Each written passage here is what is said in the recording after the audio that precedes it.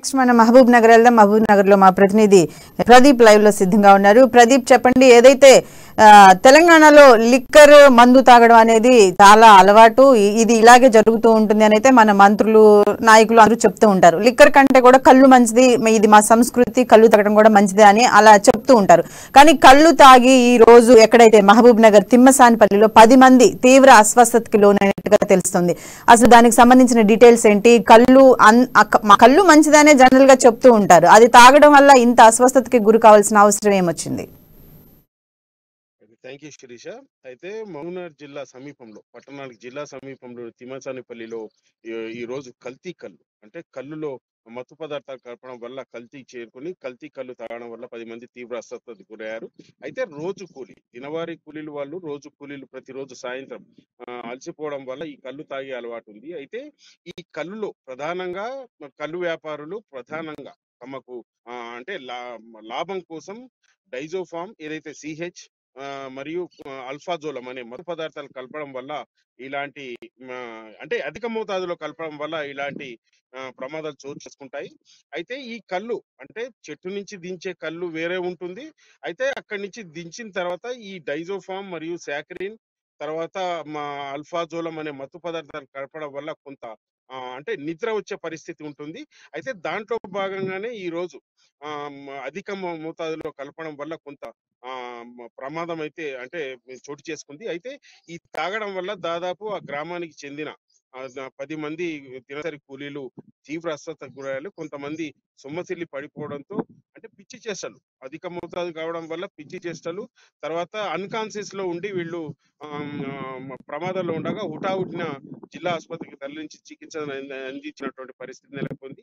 అయితే ఈ కళ్ళు వ్యాపారులు ప్రధానంగా ఎక్సైజ్ శాఖ నిర్లక్ష్యం వల్లనే ఇదంతా జరుగుతున్నట్టు, అంటే తమ లాభాపేక్ష కోసం ప్రాణాంతకమైన ఈ మత్తు పదార్థాలు కలపడం వల్ల ఇలాంటి చర్యలు జరుగుతున్నాయంటూ కూడా నిరసనలు వ్యక్తమవుతున్నాయి. అయితే ఉమ్మడి జిల్లాలో గతంలో కూడా ఏదైతే ఉమ్మడి జిల్లా వ్యాప్తంగా గతంలో గద్వాల్ మరియు మహబూబ్ నగర్ మరియు జడ్చల్లో కూడా ఈ కల్తీ కళ్ళు వల్ల చాలా మంది ప్రాణాలు కోల్పోయినప్పటికీ సంబంధిత ఎక్సైజ్ శాఖ నిర్లక్ష్యం ఇదంతా జరుగుతుందని కూడా ప్రజలు ఆరోపిస్తున్నారు. అయితే మీ ఈ సంబంధిత శాఖ మామూళ్ళ మత్తులో మరిగి ఇటువంటి వాటిని ప్రోత్సహిస్తున్నట్టు కూడా పలువురు ఆరోపిస్తున్నారు.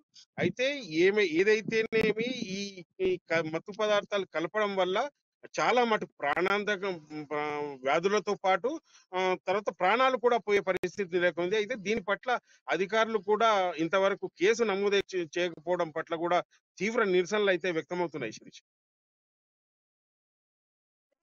మనం చూసుకున్నట్టయితే, అంటే ఈ మత్తు పదార్థాలు ఎక్కువగా కలిపి కళ్ళుని విక్రయించే పరిస్థితుల్లో అక్కడ సంబంధిత అధికారులు దానికి ఏమైనా ఇంత మోతాదులోనే కలపాలి అని ఏమైనా చెప్పే అవకాశం ఉందంటారు? అంటే ఎండాకాలం వస్తుంది కాబట్టి జనం చాలా మంది రిలాక్స్ గా ఉండి ఆ వేడి చేస్తే కళ్ళు తాగితే మంచిదనే ఆ ఉద్దేశంలో ఎక్కువ కళ్ళు దుకాణాలకు వెళ్ళి ఆ కళ్ళు తాగుతూ ఉంటారు. అంటే కళ్ళు తక్కువగా సప్లై అవుతున్న నేపథ్యంలోనే ఈ మత్తు పదార్థాలు కలిపిన కళ్ళు జనాలకు ఇవ్వటం వల్ల ఈ విధంగా ప్రాణాంతకమైన సందర్భాల్లో ఉన్నప్పుడు అధికారులను మనం ఏ విధంగా ఈ కళ్ళు దుకాణాలను కట్టడి చేసే అవకాశం ఉందంటారు? అయితే ఈ మత్తు పదార్థం కలిపిన కళ్ళు తాగడం వల్ల రెండు విధాలుగా నష్టం. అంటే అధిక మోతాదుల్లో కలిపితే కూడా ప్రాణాంతకమే, అధిక మోతాదు కాకుండా చాలా తక్కువ పర్సెంటేజ్ కలిపినా కూడా ప్రమాదం. ఎందుకంటే దినసరి కూలీలు రోజు కళ్ళుకు అడిక్ట్ అవుతారు. అంటే ఈ కళ్ళుకు అడిక్ట్ అవడం వల్ల ఈ మత్తు పదార్థం అధికంగా కలపడం వల్ల నిద్ర వస్తుంది. ఈ నిద్రలో ఈ నిద్రలోకి జారుకోవడం వల్ల తీవ్ర ప్రమాదాలు ఉంటాయి. దాని నేపథ్యంలోనే కొంతమంది ఏం చేస్తుంటారంటే ఈ కళ్ళు లో మత్తు పదార్థం చాలా తక్కువ పర్సెంటేజ్ కలుపుతుంటారు. అంటే కలపడం వల్ల ఈ కళ్ళు మత్తు పదార్థం కలిపిన కళ్ళుకు అలవాటు పడి కొన్ని పిచ్చి చేష్టలు చేస్తుంటారు. అయితే గతంలో కూడా ఉమ్మడి జిల్లాలో ఇటువంటి సంఘటనలు చోటు చేసుకున్నాయి. అయితే ఏదైతే తెలంగాణ ప్రభుత్వం గతంలో ఈ మందు కళ్ళను కొన్ని రోజుల వరకు బ్యాన్ చేయడంతో అక్కడ, అంటే ఉమ్మడి జిల్లా వ్యాప్తంగానే కాకుండా తెలంగాణలో కూడా చాలా మటుకు ఆసుపత్రుల్లో పిచ్చి చేష్టలతో చేరిన సందర్భాలు కూడా మనం చూసాము శిరీష.